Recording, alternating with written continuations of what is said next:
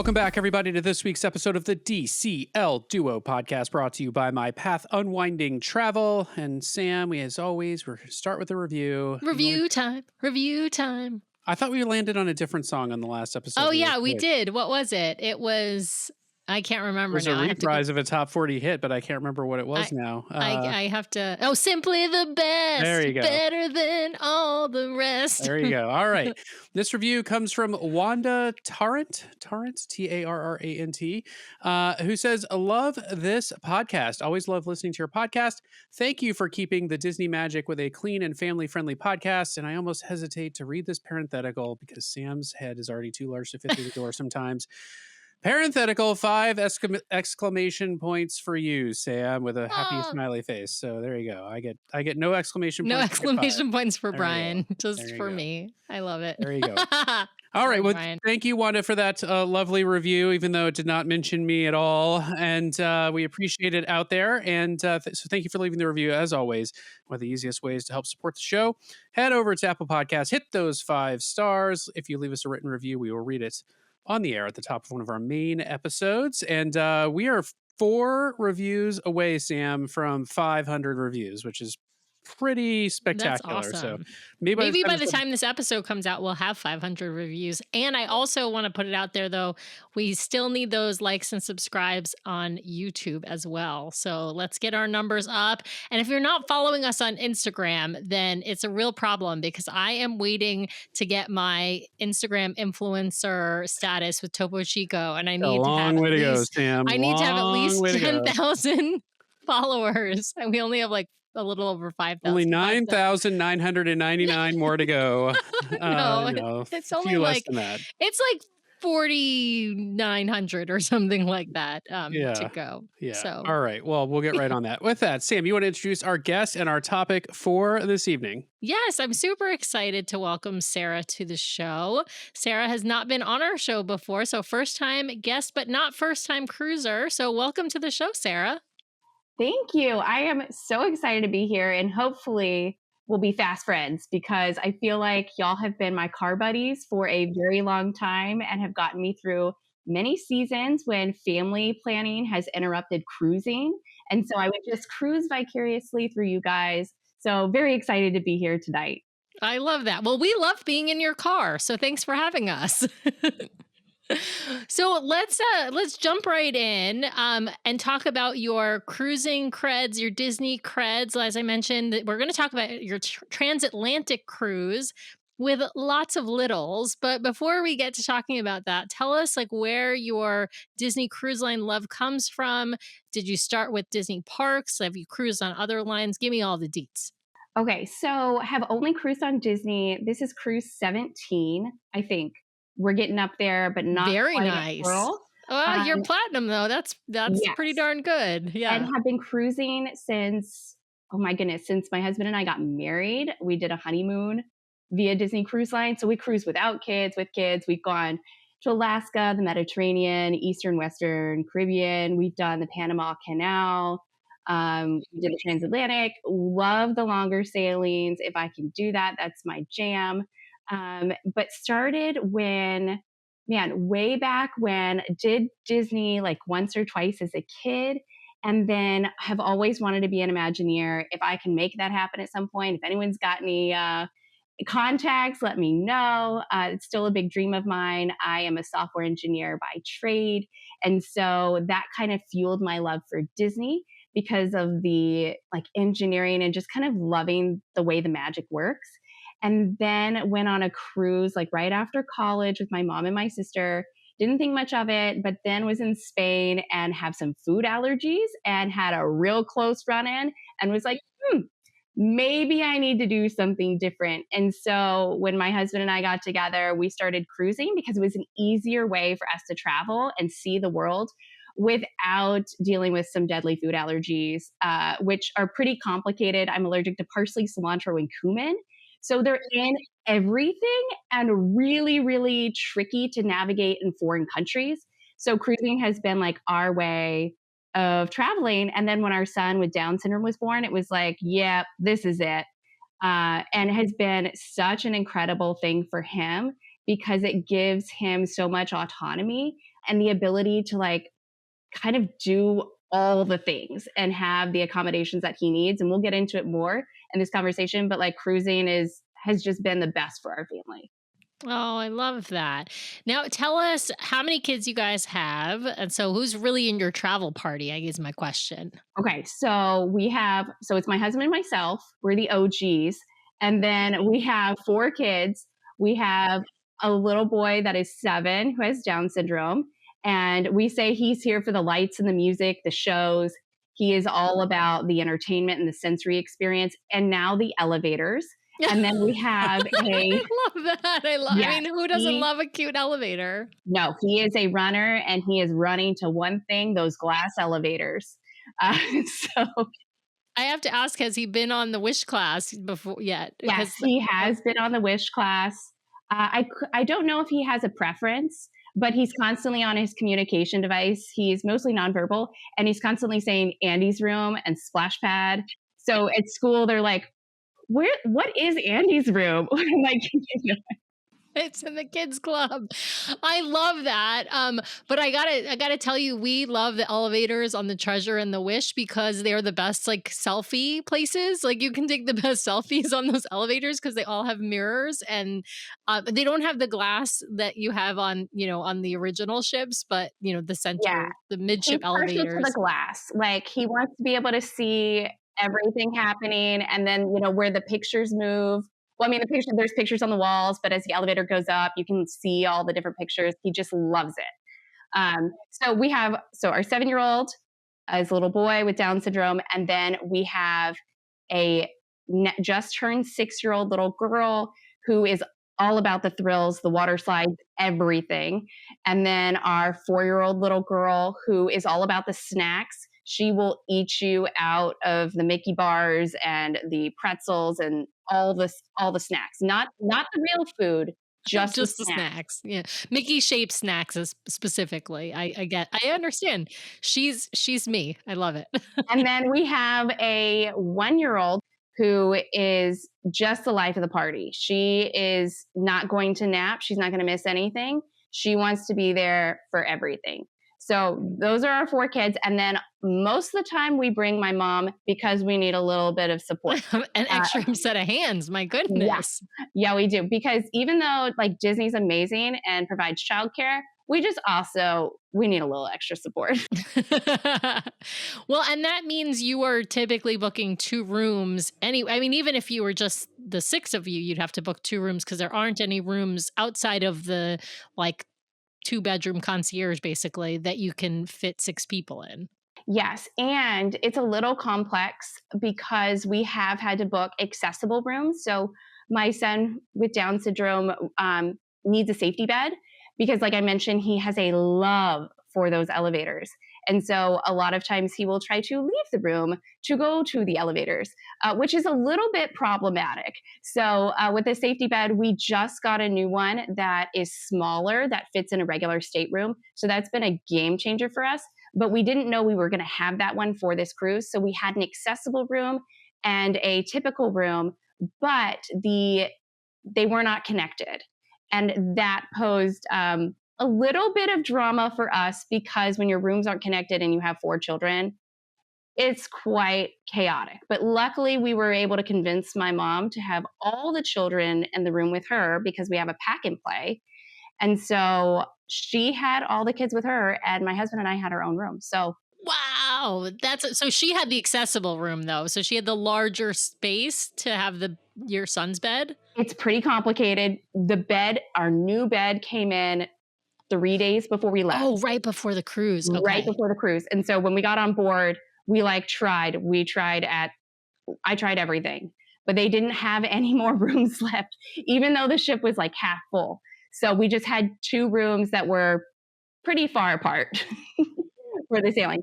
Yeah. You were hoping to switch to 2 adjoining rooms so that you can have just more easier access to. I mean, with 4 kids and they're all young, you need, yeah, that's a lot. And That's we a have lot. Well, they go to grandma is bed early. amazing. Yes, Yeah. grandma is amazing, and they go to bed early, and this was, like, the first time my husband and I could, like, go enjoy the adult activities that we had missed for years and years and years. So this was, like, our first time back at, like, Match Your Maid and, like, getting to experience all of the adult entertainment because when you have little kids, you don't you don't get to do that.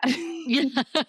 Yes, absolutely. Even we don't know even well, until recently we didn't get to do that, and our son's 11 and we only have one, so it should be easier. Yeah, it doesn't matter how many you It doesn't matter. Yeah, it doesn't matter, right? You could have one, you could have 12. It doesn't matter. If they're young, you're not going to those events and unless you've got grandma with you or grandpa or, nanny, whatever with you. Well, let's dive into some of the planning process. Now, when you are dealing with stuff in the planning process for your food allergy in particular and for your son's needs, are you talking to special services in advance of the cruise? And if so, what kinds of things are you talking to them about? We haven't worked with special services before. We are aware that they exist and that they are there to deal with all kinds of special needs, medical needs, food allergies, but we just haven't ourselves needed to use them. So I'm curious about that. Yeah, so special services, it's interesting because they are on shore and they are not on the ship. And so just because you talk to special services before you get on the boat doesn't mean anyone on the ship has any idea that you've talked to them. I've Um, heard that. I've heard that before. so Yeah. from my personal experience, so I typically have a food allergy situation on every cruise we go on. Like, I don't know how. I hear from other people that Disney Cruise Line is amazing with food allergies, and they are. Like, my food allergies are very complicated, and we have a hard time like eating out at home. Like, this is not a Disney Cruise Line is bad or whatever, but typically we have an issue.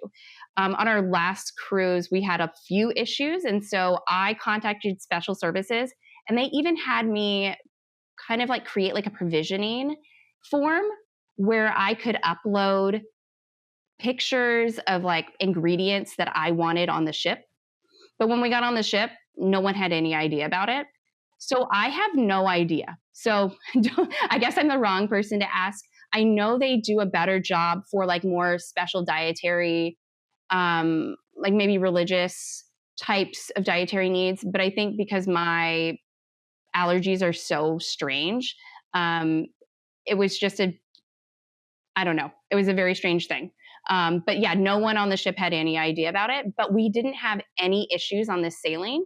But I had contacted special services in multiple respects. So one was like, hey, like, let me provision some food. But then the other one was like, hey, we've got to fix something because across the board, I had like 3 different allergy issues on a 5-night sailing. And it was just like, this is a life situation. This isn't like a upset stomach. Like, you guys got to figure it out. And so I don't know if that triggered them to like flag my name. But when we came on board, like, everybody was ready and we had no issues. And it was like night and day from the month prior when we were on the Fantasy. So who knows? Wow. Yeah. With our son, we let them know that he's coming. But again, like, on the ship, they kind of are just like ready. You don't really need to let them know. I mean, best practice, you should let them know, but it doesn't really make a difference. We did like lesson learned. If you have medical equipment, do not check it. Do not leave it with anyone. Bring it with you through like your boarding process. Like, bring it on the ship, because like they did confiscate like the pump for his bed, and so that was like a whole thing. So like, if you are traveling with any kind of like medical devices or anything like that, always carry it with you. But otherwise, like, everybody's just ready on the ship and they know what they're doing. But I don't get the sense that everyone talks very well. So Yeah, yeah. That's the sense we've gotten, that the left hand and the right hand don't do well in communicating with one another. So it is still recommended, and I'm telling people this, still talk to special services, but don't feel like just because you spoke to special services that you don't need to also speak to guest services or, dining or whoever on board, right? Food allergies, yeah, food allergies especially. It's been our experience that every time we sit down at a restaurant, though, on Disney Cruise Line, that the first thing you're asked is whether or not anyone has any allergies. Frankly, thankfully that's become a thing even in restaurants. Like locally, we'll go to a restaurant and people will ask us, oh, are there any food allergies that we should know about? And I think that's a great thing that that's become more common. But again, especially that first night, the first time you sit down at dinner, it is likely, be pack your patience pants. It is likely to be a delay in getting your food that first night, and hopefully it won't be a delay the next night, the next night, the next night. That's Yeah, really and I'm not just to like picturing I'm just picturing a pallet of food that you were sitting somewhere on a Disney ship and somebody going, "Why do we have this stuff in the refrigerator?" yeah, it's probably on a different ship why than do you're we have on. this pizza sauce? Like, what is Right. this? Oh yeah, pizza sauce. Pizza sauce always has parsley in it, right? Like there's, Yeah. I can't imagine a pizza sauce that isn't made with parsley in it, Well, right? what the thing is on the deck, so all the food on the deck, like I hope I'm not gonna like spoil anything for anyone, but a lot of it just is it's all like comes from off the ship. It's not like freshly made in-house. And most things it just says spice. And so you don't know what the spice is. So, you know, good luck. The chicken tenders, spice. Everything is spice. I do believe on the Wish, the sauce is, or the last time we were on the Wish, it was not spice. So that one I could have, but not on the Fantasy or, yeah. So, and the provisions change. So each time you go on the ship, if you have food allergies, if there was something you couldn't eat the last time, always check. But also, if you could eat it, doesn't mean you should be eating it, like you can eat it again because things change. And on the first day, I don't mean to jump ahead, but on the first day, if you do have a disability, if you have food allergies, something like that, I highly recommend getting on board as soon as you can so that you can do those things. Like you can talk to guest services, go to the kids club if your child has a disability, talk with dining. I always go straight to dining and we have the conversation just to make sure, like, you do know that I have these allergies. And then we also do sit down lunch. And during sit down lunch, we pre order dinner. So smart. That's brilliant, Sarah. Yeah, no, that is brilliant pro tip. I love the going to sit down lunch so you can have dinner ready because you can talk to, you might not be able to talk to your dining team, but will be able to talk to one of the dining managers and they will make sure that that information is passed along. That's the key that you're talking about. And I think that I don't know that I've ever heard somebody give that tip, and I love that tip. I think that's key. And the other like big thing that you need to know if you have an allergy is you need to make sure that they are using the allergy paper. It's usually a pink slip. And so this is where like it's gone wrong on another cruise is they weren't using that pink slip. And so that's how there were, allergies in my food. But make sure that like they're not just taking your order on the regular paper that they're taking everybody else's order. It will be separate. It will have a different like colored slip. It'll probably be covered. It will come out separately. Like it's a whole thing. And if you have severe food allergies, like that's fine. Like it's a whole thing because you want to live and Right, enjoy you your want to be cruise. safe. Exactly. You don't want to have anaphylaxis, Yeah, on the yeah. middle We of a don't need cruise to use ship. an EpiPen. Yeah, in the Right. middle of the ocean, Right. especially if you're on a transatlantic. Yeah, Right. You're not near land in the middle of the cruise. Absolutely.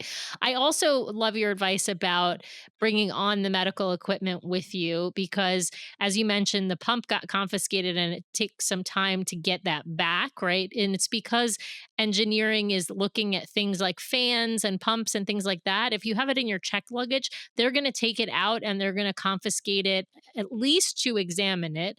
They may give it back to you, they may not give it back to you. But if you bring it on with you and it goes through security, they know, are you able to explain to the person immediately that that this is medical equipment and they will let you on with that equipment. yeah. And we got a slip in our luggage that said they confiscated it, and it was the generic slip that said like you can pick it back up in Port Canaveral. And it was a moment of total panic because we were like, wait a minute, did they leave this in Port Canaveral? And we're going to Barcelona. Like, what is going to happen? Like, this is going to be really, really scary if we have to, like, whatever. But they had it on the ship. I don't know if they typically have everything on the ship, but it's just like really important for people to know if you've got medical equipment, carry it on to make sure that it gets on. Yeah, yeah, absolutely.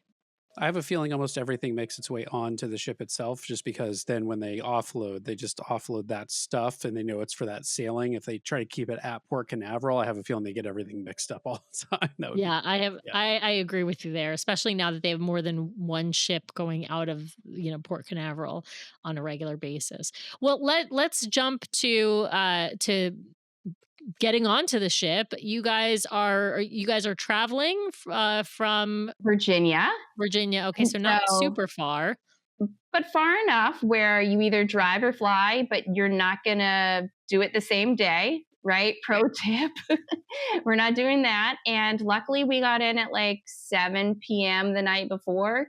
Uh, Again, we got adjoining rooms. We put the kids to bed, and mom and dad went to Disney Springs because we never go out. And that was just a fun little adventure and got back. And then the next morning, we took the DCL transfer over to the port just to ensure that we were on the ship early, because those extra 2 hours when you have an individual with a disability, when you have food allergies, those 2 hours make a huge difference. And like when we're not traveling with kids, totally like doesn't matter what time you get to the port. Like we're not rope drop type people, but for our family situation, you've got like it, things take time. Yep. And the lines aren't long at guest services when you get on early, and the wait for sit down lunch is not long and things like that. So you get to expedite a lot of things if you get on It's a lot of early. stuff to do because you have Yeah. to check into the nursery, or at least for our family, you've got to check Yeah. into the nursery. We've got to do the kids club thing. We've got to talk. A lot of times we're talking with a manager at the kids club because we have a child with a disability. We've got to talk with the dining team. We might be checking in with Paulo to make sure that they're cool too with, the allergy situation. Like we just got to cross all the T's, dot all the I's, and just make sure everybody is like set, so that it's an easier sailing. But another pro tip about getting to the port: if you do have a child with a disability, ours has a hard time waiting in lines. He gets a little excited and maybe might throw some things. So they are incredibly accommodating and can help expedite that process if that applies to your family. And I know a lot of people don't, like, if you don't know, you don't know. But something that we learned a lot through this cruise is you have to ask, especially in the disability space. Disney offers things that they don't say online. They will do things that they don't put in writing, but you have to ask. And so if you need something, you got to say something. And Yeah. so there's your public service announcement. Like if you have a need, offer that information, disclose the disability or disclose like the accommodation that you're looking for. And usually Disney's going to like help you out. Yeah, absolutely. I do think that there's a bit of advocating for yourself, for your child, for your family member that you do have to do with Disney because they are not quite as transparent about what is available and what is not available as they maybe should be. But luckily, there are a lot of people who are willing to advocate for themselves and ask those questions or ask for those accommodations. So, all right, well, you get to the port, have boarded the ship. Tell us like where. I know you got to go to the kids club, you got to go to the nursery because you got a little one. Tell us like all of the beyond those two places and dining, what are the other things that you typically are dealing with when you first get on board? I mean, we're doing it It's a all. Like lot. I it's a mean, lot. Before we had kids, it was like, let's just go chill and like go to the pool. No, no, no, no. There's no time for the pool because by the time you do all of that, we ended up having like a meet and greet with other 3 and 4 year olds on the ship. because the 3 and 4 year olds, Disney pairs them together. So they're not kind of like free roaming at the kids club like everybody else is. And so our 4 year old was a little bit annoyed not to be with her brother and sister, just, free ranging the kids club. And so we set up a meet and greet with all the other 3 and 4 year olds to just meet so that they had little buddies, so that it wasn't like you're being, put in a little class and, you don't get to hang. Yeah. So that was the only like big thing we did. We'll probably talk about it later, but the WhatsApp channels for this cruise were bananas. I want to The ask about the demographics of, speaking of that, like because obviously it's a transatlantic cruise. We're going to focus more about your experience than the ports on this show, obviously, because you have a unique experience with 4 littles and one who has a disability, and of course your food allergy stuff. And so I do want to focus more on that stuff than on like the ports. We've talked about the transatlantic cruise and the ports with other folks. So if you're listening, I'm sorry that we're going to focus on this stuff, or I'm not sorry, we're going to focus on this stuff, but Sorry, not sorry. sorry, not sorry. Exactly. I know this isn't a full cruise. Like transatlantics are typically not full. We're talking dream class, so the ship fits, holds like 4,000 people. But like, how many people are we talking on this cruise? And like, were there? I mean, obviously there were some other kids, but like, how many? Okay, so Disney Fantasy was not prepared for the number of children that were going to be on this cruise. But also, the Fantasy has never done a transatlantic cruise before either. So I don't know why they were not prepared, because they're used to children. And the Dream has done. Dream has done the transatlantic. Yes. There were 100 like in the nursery. So and you have to be one. So 100 1 to 3 year olds.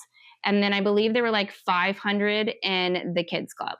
So that's a pretty hefty amount. So when we did the Panama Canal in 2022, there were 5 kids under 5 and 3 of them were mine.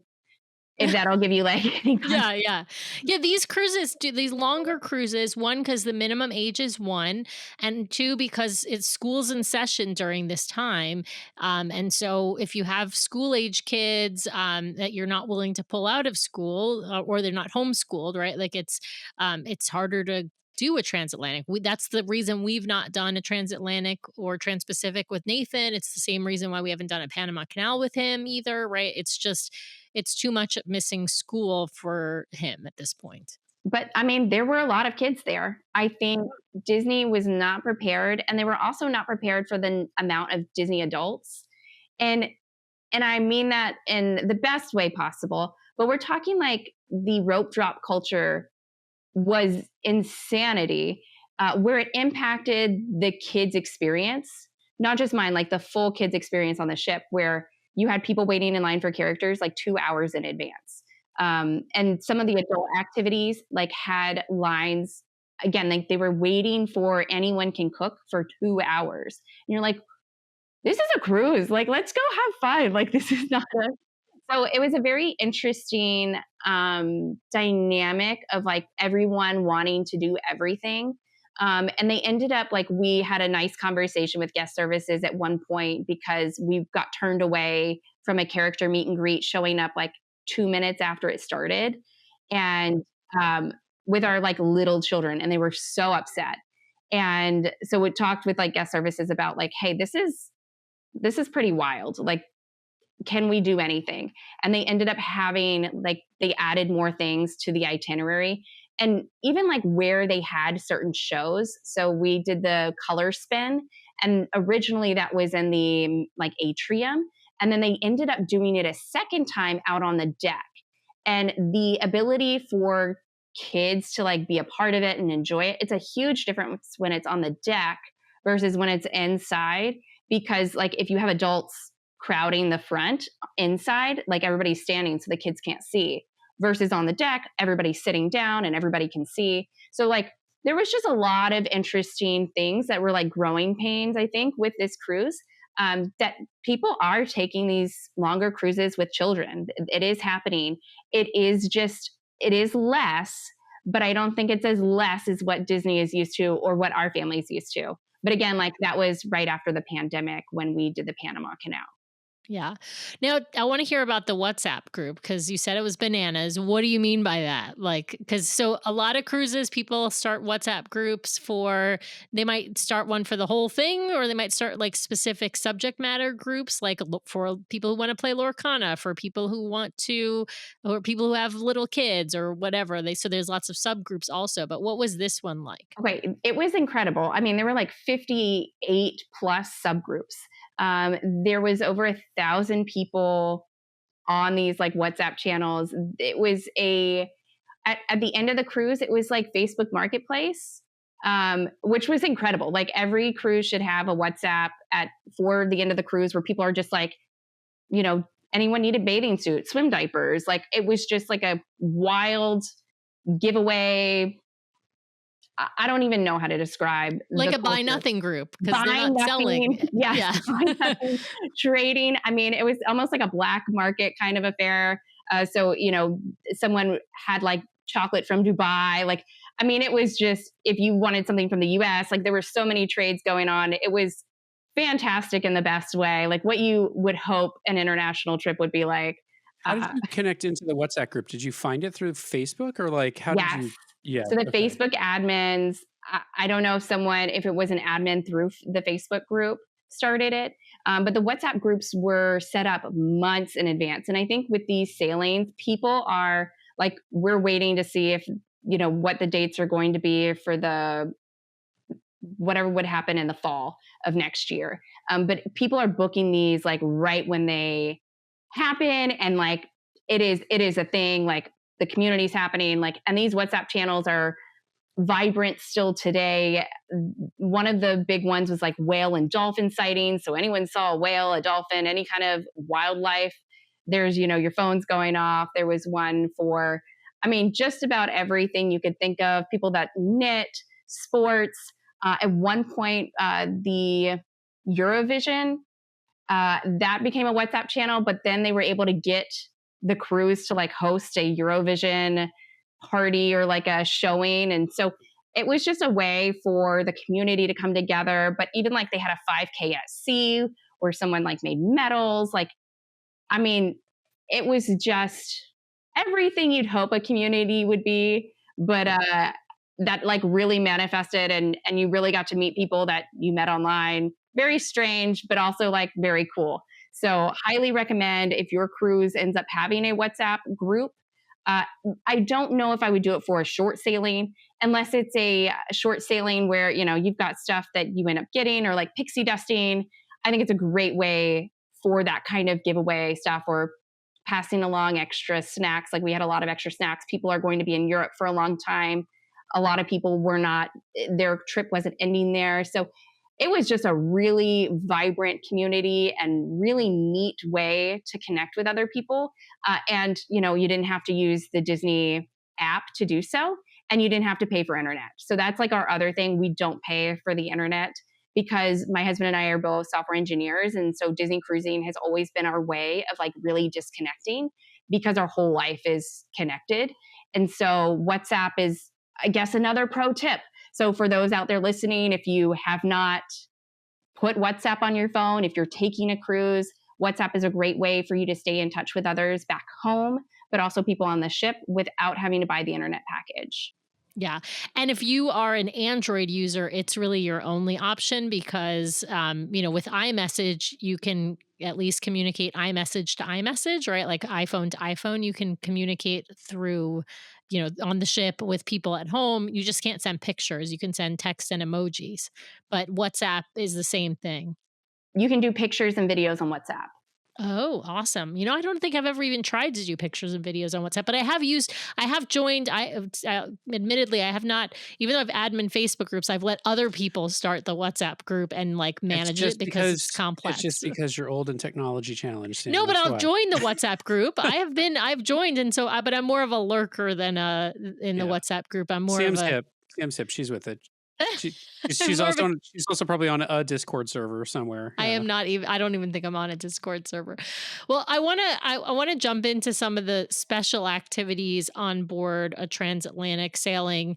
But what I want to get your unique perspective on how those activities and things sort of fit with or don't fit with a family with little kids, because I imagine there are some things that are adult only, or even if they're not adult only, they don't necessarily target the younger audience. That is exactly right. They don't target that audience. And where it gets complicated is just that. Like, so there were a lot of things that were open to everyone. But then when you think about it, or you bring your children there, you're like, maybe not. Like, they had a guest speaker who had spent, 40 years with Disney. Really interesting stuff. I wanted to go. But no, it was not. And he wasn't an Imagineer. I'm blanking on his name. I apologize. Um, we weren't able to go. We went to a few of the sessions, but when you bring kids in there, there are no other children in there. And my kids were like not having it. But I don't think any kid would enjoy a lecture series. So, cross that off the list. They also brought in professional ballroom dancers. So we took the kids there. Let me tell you, it was not that it was inappropriate. Like, it was not like inappropriate dancing. It was just not appropriate for children. Like, the kids don't, like learning salsa, it was just not a kid's dance class. They were not learning like the It cha-cha wasn't like slide. Right. It wasn't like Minnie Mouse doing the No, Macarena. It no. was like a salsa dance. Yeah, Different. Yeah, a yeah, little different vibe. Yeah. yeah. So that was, and the pace was not like a child's pace either. So we took the kids, they were the only kids, and then we left. They also had Anyone Can Cook, but this Anyone Can Cook was only for adults. Like, it was an adults only experience. And what we learned is that there were not any children only experiences. And what we also learned is that they cannot age restrict any kind of character experiences. So, the way you get around this, what we learned after talking with our friends at Guest Services, is that you have to be tricky. Like, when you're looking at the events and the navigator, you're looking for events for like kids, but they're really hard to figure out what they are. And they're done by design because they don't want the adults showing up. And so, like, if there is a dance party, it might say like a Disney Junior dance party. Well, if you read between the lines, a character will probably show up. But the only way like the kids will have those like character interactions or anything like that are probably like in the kids club during kids club programming. And that's the only way like you can guarantee that kind of, I don't know, magical moment.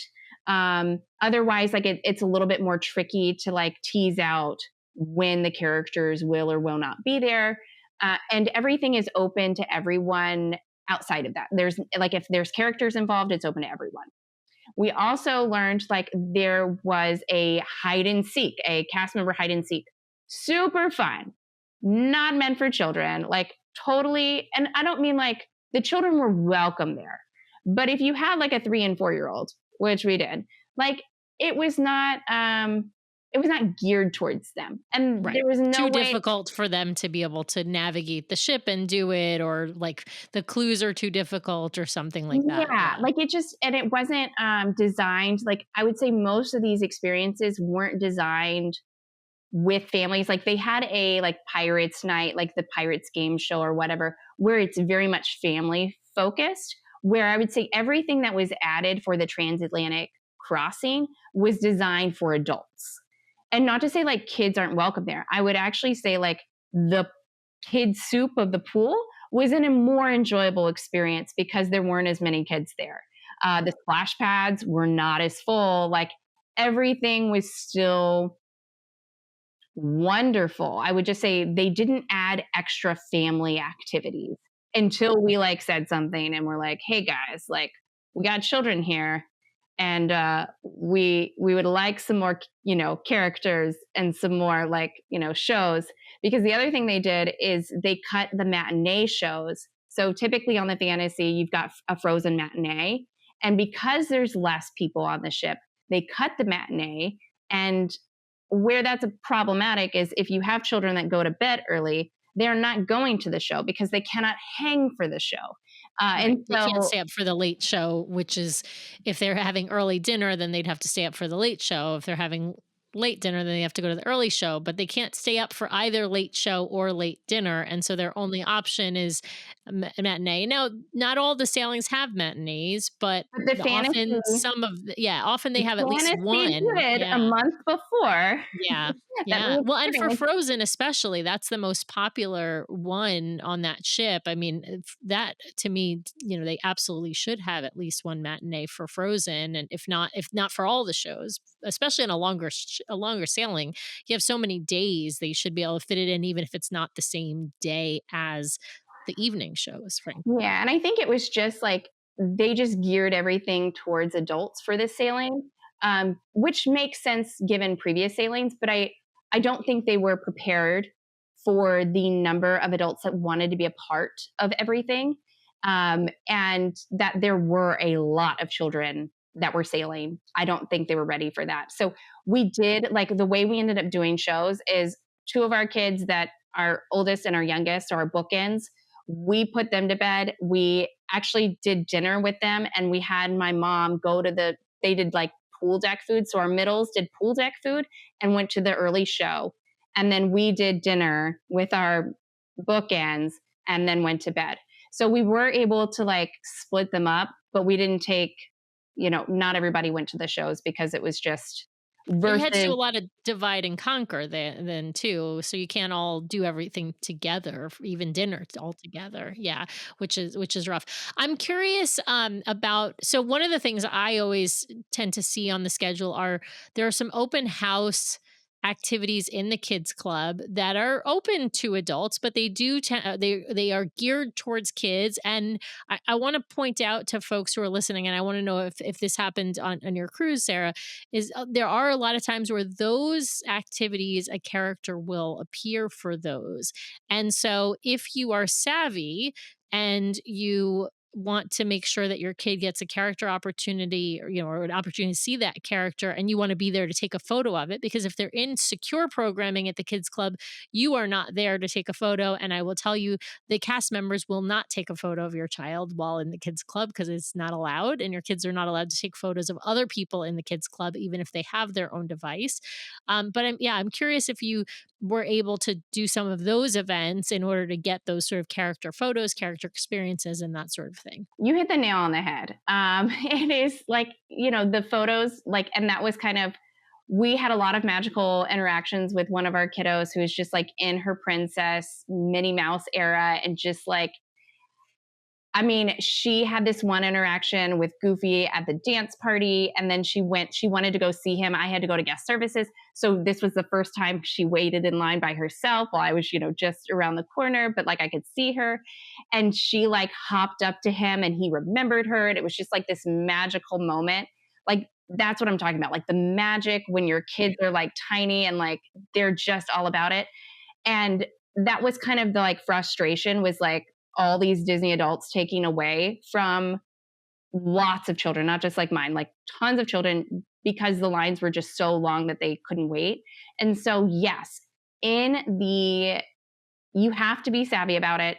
And I will say, like, if you're an adult, like, please don't hijack these experiences. Don't show up to like the Disney Junior dance party or don't show up to like these events in the kids club that are technically open to everyone because anything that has a character in it has to be open. Like that is Disney's policy. But like, because everything else was, I don't want to like the Disney adults were so invested in everything that it was a little bit challenging for the kids to like have their moments too. And so, yeah, if you look at the navigator, it is impossible to know which events. There are like certain things that you can kind of like read between the lines about, or you can go to guest services and ask to talk with someone that can maybe help you figure out which items there are. But I will say, like, for this longer sailing, they did not add extra things for families or for the kids. So they just took what a 7-night, like, Disney fantasy typical offering was and spread it out. So what you would typically have on 7 nights, for the kids, they just spread it out over 14. And so there were less of those, I don't know, like opportunities until like, we had that conversation. Because it was like Woody and Jesse was like a character meet and greet that only happened like once or twice. It was happening twice. And And like, you know that line is gonna be incredibly long because they don't really appear on the cruise line very often, and so, yeah, I mean, so they that's a ended up really good point. having that like a third time, like after Right. we had a lot of these conversations of like, and I think, the difference, like I will be very honest with everyone and say like, because I have to advocate for myself with my food allergies and we have to advocate for our son who has Down syndrome, like I don't have a problem. Like everybody knows us anyway. So I'll be the person that'll be like, hey, like I noticed like all these kids didn't get an opportunity. They had to leave because they got cut, like they were at the end of the line and the cast member said sorry. And they, it was right when the line was starting. Like this is, so I don't have a problem being that person to, to ask about it or to say something. So I would encourage others, again, like you have to ask. Not everything is black and white. And so there may be opportunities for wiggle room to happen. No promises, obviously, but you have to ask. Yeah. Now I wanna move on to a different topic because you gave us a little bit of a preview before we started recording about something very odd that happened in the middle of one night on the ship. And I want to give you a chance to tell that story because I think it's really odd. And I think it's also a PSA for people out there to know what maybe not to do on a Disney cruise. Yeah. So, like we mentioned before, we have 4 kids, and our oldest is an eloper, is like the technical term. So, he has tried to leave a Disney stateroom in the middle of the night. And that's how the whole safety bed thing started for us. So, like, we bring an actual medical, like approved by insurance, we bring a bed onto the ship because this kid loves elevators and wants to go explore. And so we know what that's like. And so it's very important to us that everyone stays in the room at night. And so there was a situation on the ship when we were on where my husband and I, at 1 a.m, get a call from guest services asking if our 2-year-old is in the room. And we say, yes, but our 2-year-old is in the room with my mom because my mom had all of the kids in the room with her. Because usually, like my husband and I, we don't get a lot of date nights. And so for this cruise, it was very fun for us to go experience some of the adult activities. And so immediately we panic. We are running out of the door because our rooms were not connected because we had an accessible room and we had a regular room. They were not connected. We are running down the hall, banging on my mom's door because, she's deadbolted it because, right, like she's asleep, the kids are asleep. And the 7-year-old's an eloper, so she's got to do everything she can to make sure he doesn't leave. He Yeah. doesn't leave, right? And so we, bust and we're like, where's the baby? And, the baby's in the pack and play. And immediately we're like, what is going on? We go to guest services because now I'm like, why do you think my kid's not in my room? Right. Like, Because my kid is in the room. but also I didn't know that like when you called. So what's going on? Did a child escape? That was our first thought, was like maybe there's an eloper on the ship. And in that case, like my heart just like sank because I know what that's like. And so I immediately like was like, okay, if that's what's going on, like let me help. Like if this child has a disability, like I might be able to help fix whatever. Again, this 1 a.m, like this is wild. Turns out we find out that parents left a toddler in the room so that they could go see a movie. And the toddler woke up at one point and realized mom and dad are not in the room and started crying. And the door was slightly open, which these doors are heavy. So that's also a terrifying thought, is like if your kiddo gets their hand smashed in the door. but the door's slightly ajar. So they leave to go find mom and dad and don't find mom and dad. And some wonderful people, luckily, like wonderful people find this child and take them to guest services. And they're trying to figure out, because it's a toddler, the toddler is can't really share, who they are. And so I guess what their room number is. Right. I mean, you might be a a 2-year-old, you might be able to get their first name out of them. So they went through. You're lucky if you can, even there. And the nursery at this point is closed. And so instead of going to the nursery because they're closed, they just went through every kiddo that's about that age on the ship and kind of like tried to, figure out who the kid was. So they were calling staterooms that may have matched that child's description. From like heartbreak and empathy to rage, like that shift of like, how could a poor child be left in a room? Like, in case like this is not like, even if the movie is right down the hall from you, this is not your house. This is not like, it doesn't matter if it's the same floor, you're upstairs, downstairs. This is not your house. Like, it's not okay to leave a baby, a toddler in a room alone. Like, I don't understand. But in case there are parents out there, I don't want to shame anyone. Maybe we can use this as an educational moment. Yeah, don't do this. Don't do this that. This is a PSA. Do not do that. You do not leave a toddler you don't leave a child who is, I don't know, under the age of 10. Like, I mean, I wouldn't leave Nathan at 1:00 in the morning either. Although I would leave him at 1:00 in the afternoon, but he's 11. This is like, you do not leave a young child, unattended in your room, especially in the middle of the night. Like, I don't think you should do it in the middle of the day, but especially not in the middle of the night. And like, someone even posted in the WhatsApp channel weeks prior if we could bring baby monitors on the ship. And I casually responded back, yeah, we're bringing grandma. That's the baby monitor. That's a great answer. Disney does not allow baby monitors. No. First of all, like, you should not do that in general. Second of all, they probably wouldn't work because the kinds of walls and doors are like heavy metal. And so like, I know there are people who talk about using walkie-talkies. If you have really high quality walkie-talkies to communicate on the ship, like, you can use them. They don't always work because of the steel walls and doors.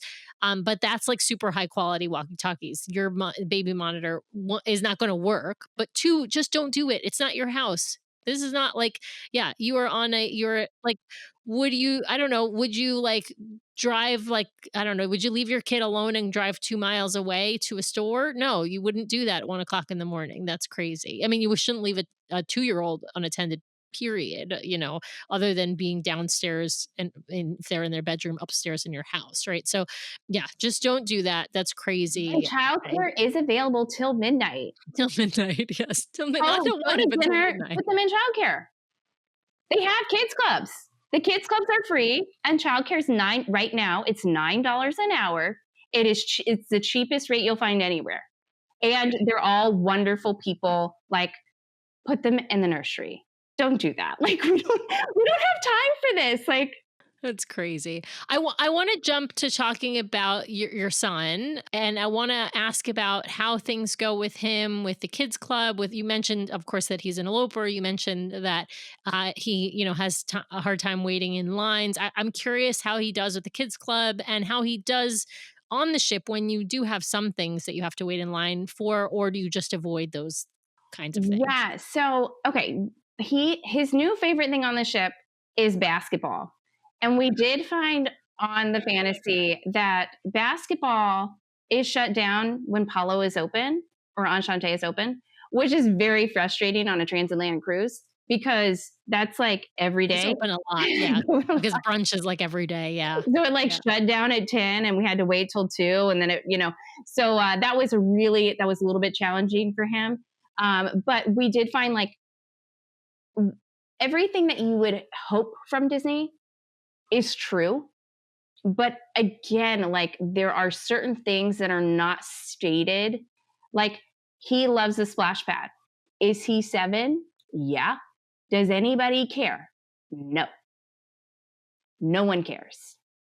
Is anyone ever going to say anything to him? I don't think so. Although I'm gonna tell you that they just changed the They age. did. Yeah, so they just changed the age limit in all of the splash pads. Some of them there was a little bit of variety between the different ships. The two oldest ships had the lowest age limit already, and then the other, I believe, Fantasy and Dream had a slightly higher, and then I believe Wish and Treasure had even like higher age limit. They have moved them all down to I think 4 now, and they do there is varying degrees of enforcement, but I do want people to know out there, like, you if you have a child with special needs who is using the splash pad and they're over 4, you might get asked to leave. You might not, you might be okay. It just depends And on which lifeguard is there. it depends on the lifeguard. But I will say, like, have those conversations with guest services. Have those conversations early. Let them know, like, your child may not be able to be in the pool. And what other accommodations can they provide? Like, what is the alternative? Where is a place where they can be? Because like we found this issue with Lookout Key and Castaway. They have very different water systems on the islands, and so the accessibility on the islands is a little bit different if you have young toddlers that are not potty trained. So like we understand like the health codes on some of these places and situations. Um, but Disney, for the most part, leans towards accommodation. You just have to have those conversations. So that's kind of like, again, like no promises on anything, but we have never had an issue in any like situation in regards to our son with Down syndrome. Now, as far as like the kids club, it is the best thing. And in the kids club, there are specific rules. And with those specific rules, you may not think that your child would be allowed there. Again, this is where you would need to have conversations early, talk with the staff, talk with management. And usually we have never, like, where he's now 10 plus cruises in, he's never had an issue being there. He also brings his communication device in. And this is the kids club for him is the one place in the entire world where he has full autonomy and no one-on-one, but it is safe. Like it's the only place where you can have that autonomy without a one-on-one because they are locked in and they all have these little bracelets, i.e. the magic bands, the Disney Band Plus, where they have locators on them so that children that are maybe runners or elopers or might be a little destructive, like there's nothing really for them to destroy in the kids club. Like everything is mounted well. Like he can't just like take off a TV and throw it like for funsies, like because it's a ship, like they have to be secure. Everything has to be secure. So he's not a risk in that regard of like if he wants to like, play with anything, like everything is so well designed, not intentionally for inclusivity, but as a byproduct. The Kids Club is incredibly inclusive for kids of all types of disabilities. It is accessible, so like a wheelchair can get in. They have various different heights for hand washing. The sensory piece, there's so many different places for the children to go, whether it's like he's really into the Star Wars thing and the Marvel thing, and so the sensory with the lights and getting to watch the video games, but there's movies playing, there's rooms for arts and crafts. He's not really into that, but like the magic floor is so fun and engaging, and the staff there, they get to know them. And because we were on a 14-night cruise, like they get to know them really well. And so for him, like we can't even go to a playground. Like, when we go to a playground, it's a lot of work for us as parents because we've got to make sure he's not going to escape. We also got to make sure he's not going to yeet himself off the playground, right? Like there's a lot of safety components there. We're like, the kids club is like the safest place he can be. And like, I don't have to, no one has to worry. Like, no one's worried at all. And it's like, he gets to be him. Like, and that is, as a parent, where like every part of your life or every part of your child's life has to have extra support, to be somewhere where they can just like be and be with their peers. I can't think of anywhere else. There's nowhere else like that anywhere in the whole world, that he has that opportunity to be fully included, which like is a whole thing. Like, if you are in the realm of disability or IEPs, like being fully included, being fully accepted, having full autonomy, and not having like a one-on-one like adult being with you at every moment of every, interaction, whatever. It is the most ideal situation for him, but also for us, because it's also the one place where we get a little bit of respite. Because like at home, you can't just hire a baby. We have 4 kids. Like, if we have 4 typical kids, we could hire a babysitter, but like, we can't have, he needs extra support. Like, so we can't just have one person. We would need multiple people to support us. We're like on the ship, we have, we throw the baby in the nursery. The kids are in the kids club. We can go to dinner. We can't do that at home. Like, and I don't know if people know, like, if you have a child with a disability, that Disney steps up and they don't brand it. Like, they don't advertise, hey, like, we got you, we can handle this. But we've done it with him at least 10 times on every ship but the Treasure.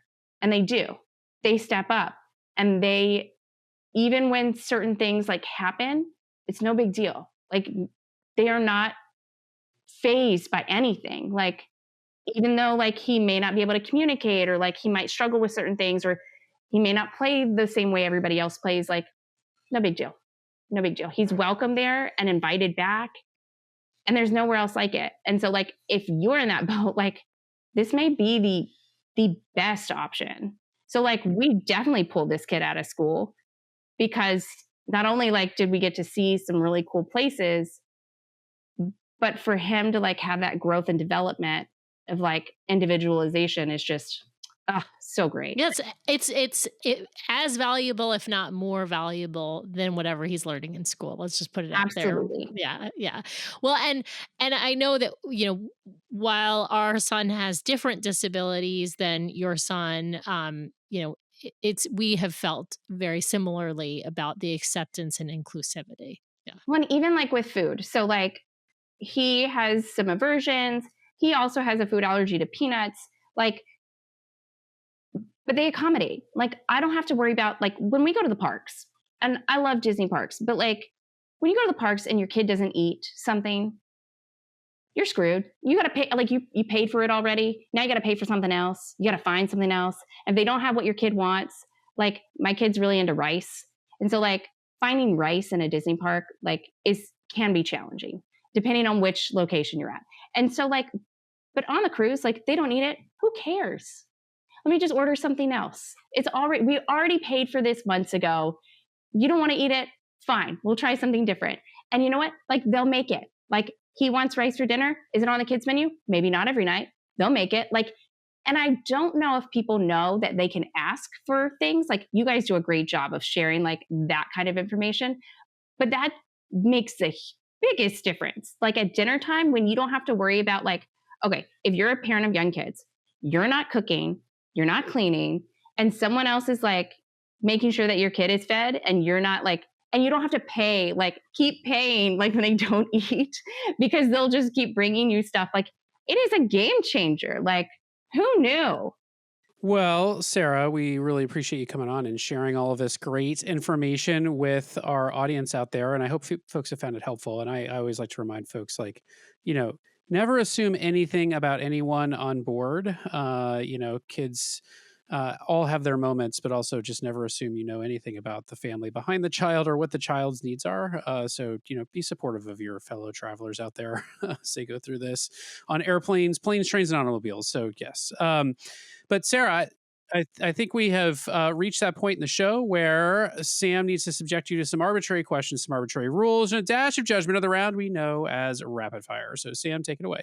All right, Sarah, you know this is coming. I'm going to ask you some Disney favorites and some Disney Cruise Line favorites. So we are going to start with who is your favorite Disney character? And Disney means anything and everything that Disney owns at this point. Okay, this is so hard. We'll have to go with the OG Belle. All right, I love it. Okay, favorite Disney movie? Right now, it's Encanto. We do a lot of Encanto in our house. Yeah, I love that. All right, favorite Disney song? And why is it Surface Pressure from Encanto? It is not. Ah! It might be one from Hercules. We listen to a lot of Disney music. There's too many. I don't think I could name a favorite. We might have to come back to that one. Okay, fair. Okay, we're gonna jump on the ship. We're gonna talk favorite Disney Cruise Line stage show, understanding that you haven't been on the Treasure, but you've been on all the others. Okay, but that just helped me remember the song is How Far I'll Go, Moana. And stage show is actually Tangled. I know that's a hot take, but because when I was pregnant with our kiddo with Down syndrome, we went on when we went to the Mediterranean on the Magic, and he just like my belly was just like bouncing. Yes, when he watched Tangled and the song Flower of Gold.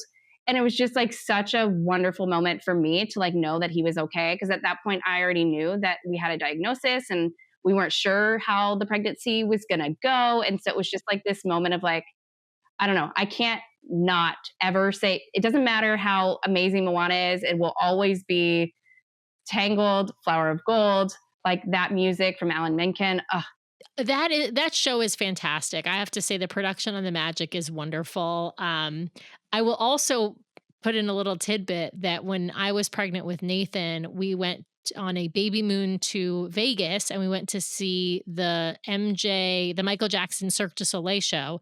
And I have never felt the baby move. Nathan was dancing to all of the Michael Jackson music. So for me, whenever I hear Michael Jackson music, that's the memory that I go to. So I know exactly what you're talking about. You can't undo that. Like it was the craziest experience. Like, I mean, he moved a lot in general, but that was like nothing else ever. Yeah. Crazy. So we had dancers on our hands, I guess. All right. Well, let's jump to favorite onboard activity on a Disney cruise. Right now, it's basketball with our kiddo. But when you're sailing away from a destination and you're playing basketball, it is just like one of those magical moments of like, I can't believe I'm doing this right. Oh, that's so fun. I love that. All right. Favorite rotational dining restaurant. And it could be for any reason. It could be the food, it could be the show, the atmosphere, whatever. It's your favorite. Okay. It's Animator's Palette, but the original, like Wonder Magic with the transforming colors where it starts in black and white, like those are the best. Like the classic Animator's Palette. Love it. All right. Favorite food item. We're going to talk a sweet item and a savory item. We will start with the sweets because the savories are my favorite. So we save the best for last. So what is a favorite sweet item on a cruise? Probably it's not the chocolate souffle. It's the other souffle, Grand Marnier souffle. The Grand Marnier souffle in the dining room or the amaretto souffle in Palo? The Grand Marnier souffle in the dining room. I mean, the chocolate is good, but when they do the Grand Marnier right, it is just wonderful. All right. That's a hot take, I would say. All right. Favorite savory food item. This one's not a hot take. This is obviously the chicken parmesan at Palo. Yes, not a hot take at all. Okay. Now you have been on multiple ships now. So I'm going to assume you've been on the Aqua Dunk, the Aqua Duck, and the Aqua Mouse. And so I have to ask you which one, give them a ranking, best to worst. So I think some of them I don't think I've been on the Aqua Dunk. That's the magic pregnant that drops. Oh, yeah.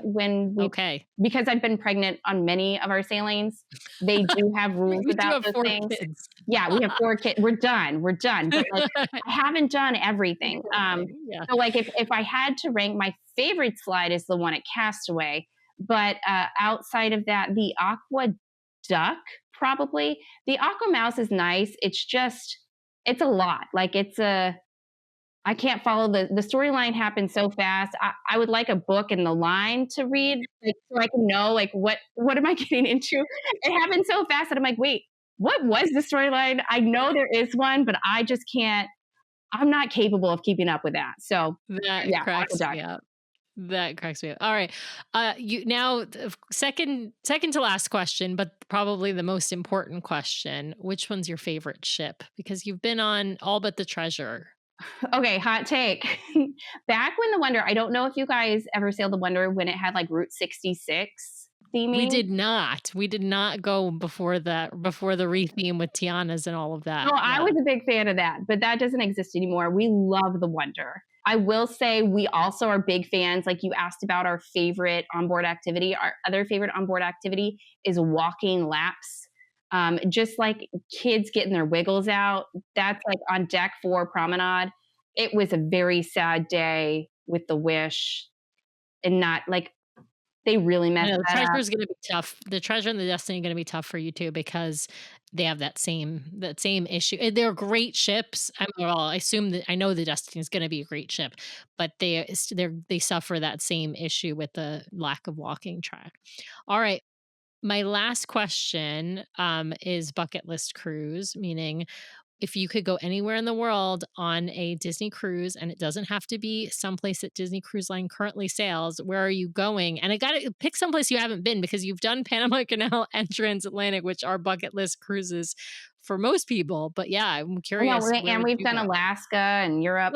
It's the world cruise, obviously. Like, not a Obviously. hot take. Like, it's the world cruise. If I could, I would be working and living on a ship. Like, who doesn't love just getting to see the seas? Like when you wake up like it's just beautiful all the time. Yes. And if Disney did a world cruise, even better, because then you have the kids club and maybe they could even start like a kids school on the ship. Like it Yeah, would be perfect. it would Yeah. be amazing. Yeah, childcare. Yeah, all in house. I What love more it. could you I ask love it. for? I love it. Well, thank you for playing, Sarah. You, of course, flying colors, A plus plus. I would give you, including your story about Tangled, because I love that. It brought me back the nostalgia from from that Vegas trip that Brian and I took. So, thank you for playing. Thank you for being on the show. We so appreciate it. Yeah, well, thank you guys for having me. And Sarah, I recall from your submission that you yourself are a travel agent, I believe. If you want to let people know where they can find you, especially I think it'd be great for people who have special needs, issues. It seems like you are well versed in those. So let people know how they can find you. Yeah, so you can find me on Instagram at adventures underscore with underscore Sarah. So two underscores there. But also, I have recently And started Sarah with no H. no H, yes. But my last name does begin with an H, so it is very confusing. And you can also find me on YouTube. I've just started a channel to try and help families like mine get out there. Because if you search things like Down syndrome and travel, nothing comes up. So I'm really hoping to help other families that might have kids with disabilities, whether it's Down syndrome, autism, like the full gamut, help others like figure out how to do this because something like a disability shouldn't keep you from taking the trip, living the dream, like doing what you want to do as a family. So you can find me on YouTube at Down for Travel. And yeah, the I don't remember if I mentioned the travel thing, but Pirates and Princesses Travel. If you want to check that out, I'd be glad to help you guys out because like it is hard, and I'll be real honest, like it can be really hard traveling when you have little kids or if you have food allergies or disability, but it's absolutely worth it. So yeah. Nice. Well, Sarah, once again, thank you so much for coming on and sharing your experience. We super appreciate it. Well, thank you guys for having me.